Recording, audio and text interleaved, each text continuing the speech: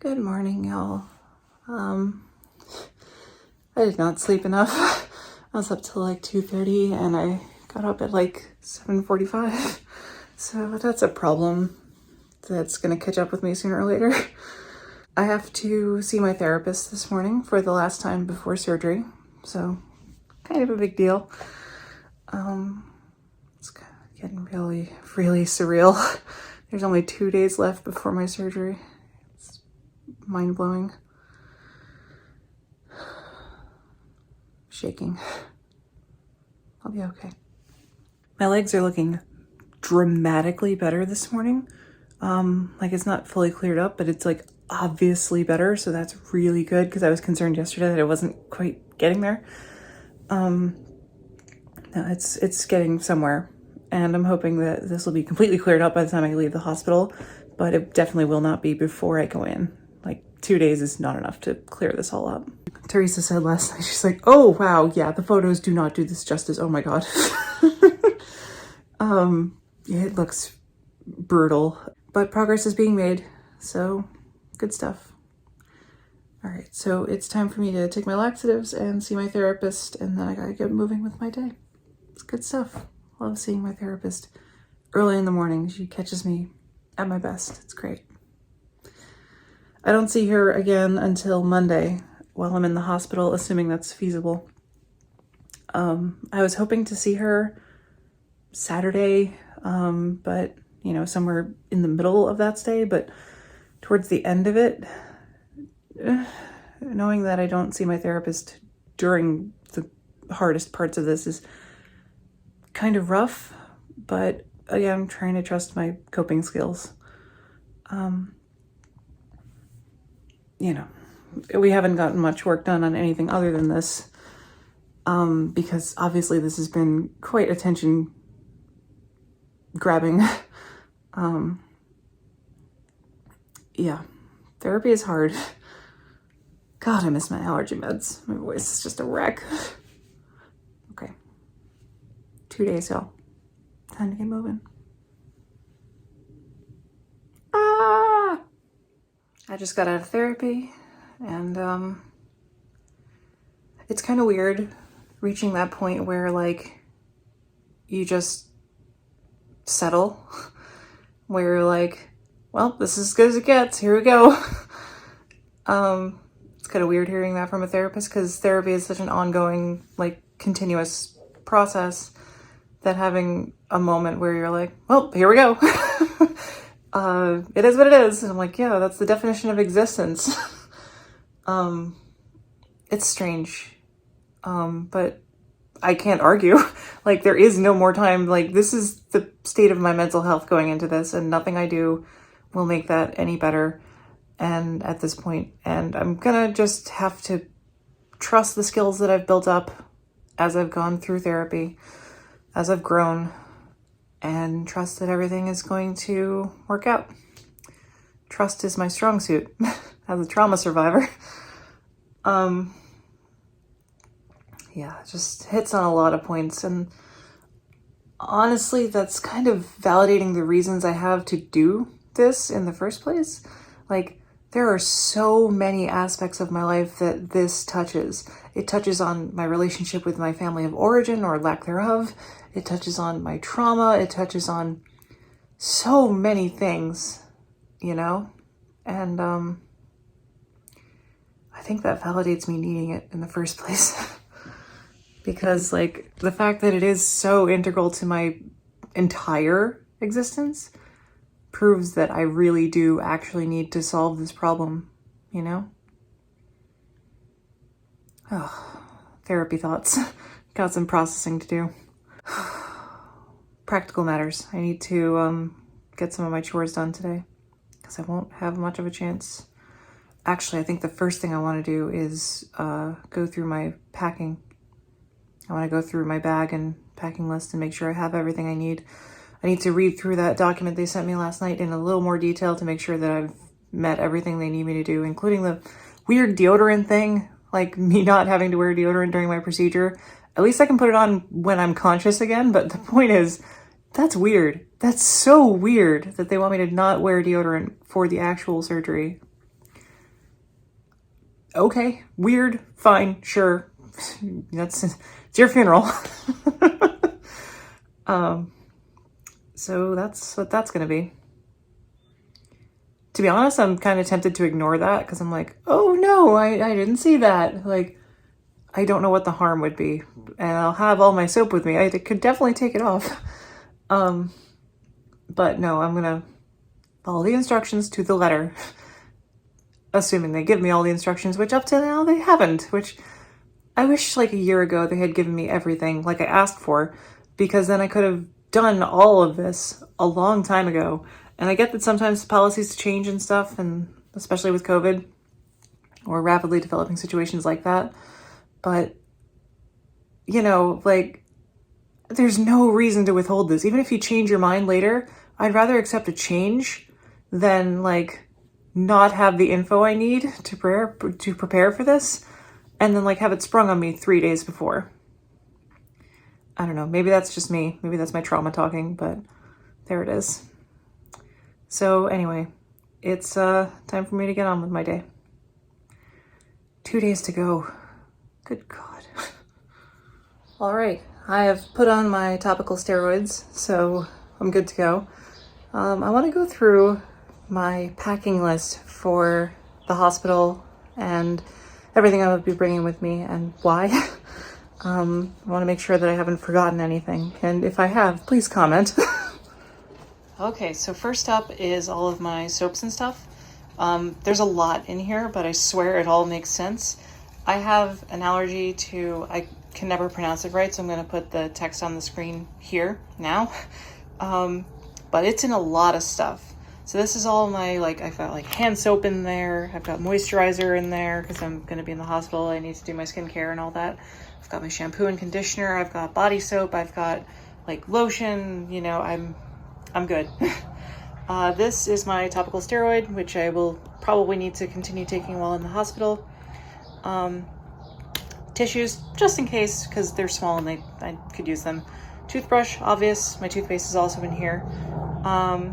Small mirror, because I need to be able to see myself. A comb for my hair, because it's going to be a wreck. My shaver, which that's all I'm going to say about that, because I hope I don't need it at all, but we'll see how my dysphoria is about it, and I'd rather have it with me.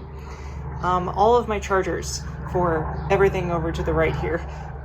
So that's my Apple Watch, my phone, my iPad, my USB powered fan, which for some reason they suggested I get. I don't question that. I'm like, sure, I have one, I'll just bring it. So this one charger brick will handle everything. I love this thing. And it's small and easy to travel with, and it's got a nice long cord. So I should be good on that. Oh, it'll also charge my AirPods, which are here. Got my iPad for editing. I'm still debating whether I need to bring the pencil with me at all. I haven't found it particularly useful with my video editing, which is primarily what this will be here for. But I think I want the option of signing things like documents and stuff they're going to send me electronically with the pencil. And I think I want the ability to draw. So I think I'm going to bring it because it doesn't take up that much room anyway. My Switch, obviously, which the screen I'm now seeing needs to be cleaned badly. All of my games and an external thing, because I'm half debating. I actually have a stand for this that I can like put it on a flat surface and charge it at the same time. And that's also one of the things this thing can charge. But I don't think I will, because this has a kickstand and I should be doing it in handheld most of the time. If they have the ability for me to plug into the big TV that'll be in the room, I will have someone bring my Switch dock and set it up for me. And probably my Fire Stick as well, because then I can just do that instead of watching everything on my iPad.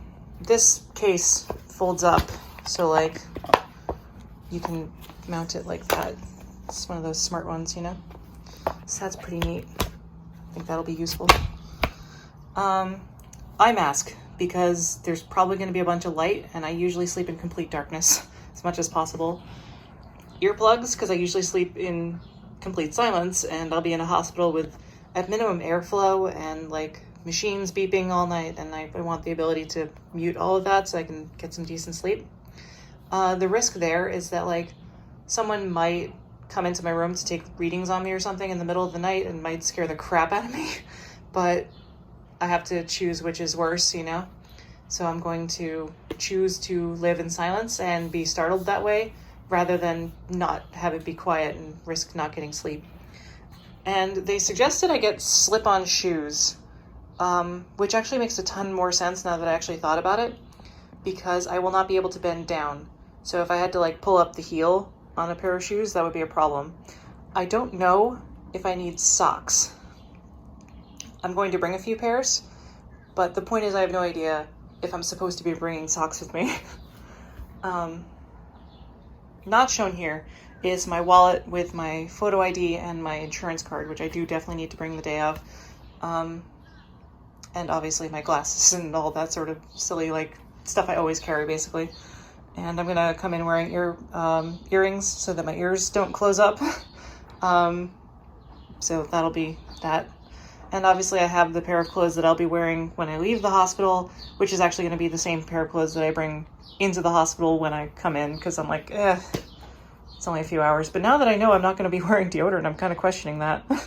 Maybe I'll have someone bring me another shirt depending on how sweaty I get. So yeah, that's the entire packing list. It's really not that much. Oh, and of course I'm bringing Ribbit. He's been with me through some stuff. You wouldn't miss it. He has another eye, it's just folded down. Yeah, so I'm gonna be snuggling that frog a lot. That's sort of a very grounding thing for me. And I'm really looking forward to having him with me. I'm just concerned that he's gonna get messed up, you know, or God knows what, but I gotta take a chance because I need him with me, I think. I think that's gonna be important. He's not gonna fit in my bag, so I'm just gonna be carrying him the whole time, which honestly, if I get made fun of by someone on the subway for carrying a stuffed frog, there are worse things. I'm definitely not going to be the weirdest person on the subway that day. So yeah, that's the entire packing list. That's everything. I'm ready to go. I need to put some of this back. Like I need my iPad today. I need my my toothbrush tonight, and you know, like I can't just leave this all packed in my bag and everything. But the point is, that's the list. That's everything. I'm good to go. Also, a few people have asked me for an update on how the poison ivy / hives situation is developing. So I'm going to do that now. So be prepared for some gross images. So this is the kneecap, and this is the worst spot by far. I've got a bunch of spots going. It's pretty rough. There's some on my foot too. So yeah, that's pretty brutal. Again, I don't ask for help unless I really actually need it. This is the other leg. And then on the other side, near the ankle, it's a bunch of spots. Like I said, this is improved from where I started with this. It's, and I feel like that was the first time this camera actually captured how brutal it looks. As Teresa said, the photos do not do it justice. Like, that spot on the shin actually has raised blisters, which are worse than the other spots around it. They've changed color, so they're back down to like a more purple brownish color than they were when they were like yellow, which is the worst with blisters. They never burst, so that's good. That's really good. Looks like I got it at exactly the point where I needed to like have a turning point in this situation. It's certainly improving, but I could understand a surgeon being like, whoa, what is happening there? We are not going there. But she says it'll be okay, and I sent photos and everything, so trying to trust that I won't just show up and be told, whoa, no, get out. We'll see what happens. So yeah, just gotta show up and be like, yeah, here I am. Keep treating it, hope for the best. That's what I'm doing. Just crossing our fingers, we're gonna get there. Well, I cleaned the entire house. This is probably a really healthy outlet for all of that anxious energy sitting here worrying about my damn surgery, and I just cleaned my whole house. My next task is gonna sound random. I have to take my nail polish off. It's UV gel, so it's kind of a pain to get off. I've never actually done it before. And it has to be off before my surgery. It's one of the things they require you to do. In addition to not wearing any lotion either. So I'm gonna do that now, because if I don't do it right, I need to have time to figure out what to do. So that's what I'm gonna do next, a little chemistry on my hands. Plus I broke a nail while scrubbing the tub, so now. All right, it's 9 p.m., which means it's time for my final dose of estrogen before my surgery. That's wild. Also, it took way too much effort to get that nail polish off, but I did it. So, good to go. Well, that's it. I've taken my last dose of estrogen that I will ever take with this hardware. My next dose of estrogen, I'll have a vagina. That's pretty wild. I'll be back home, even. Like, I won't even be in the hospital anymore. I'm just glad my brain works again. It always gets to be so... It takes much more energy to think when it's near time for my shot. So everything's working again, which is great, because I was really struggling to form sentences before. And like, I still am, because I'm anxious, but at least my thoughts are more cogent and take way less energy to actually do. So I'll take it. All that's really left for me to do is get ready for bed tonight and take more meds and stuff, but that's it. I'll keep this brief. Just need a bit of an outro here. So I've taken all my meds, brushed my teeth, gotten my skincare done, all of that. All I have to do now is go to sleep, post the video, then go to sleep. And tomorrow I have very little to do. I'm going to be doing laundry, folding it. I normally play D&D on Wednesday nights, and it's unclear whether we're actually going to be playing or if we're just going to be hanging out, because they all know what I'm going through and everything, and they've graciously offered to spend some time helping me not have a panic attack as much as they can. So I'm going to be just hanging out with Teresa and playing D&D and just trying to relax. And then I'll get the call telling me what time I have to be there, and I'll scramble to make a plan to do that. And then it'll be time. It's pretty wild. Have a good night, everybody.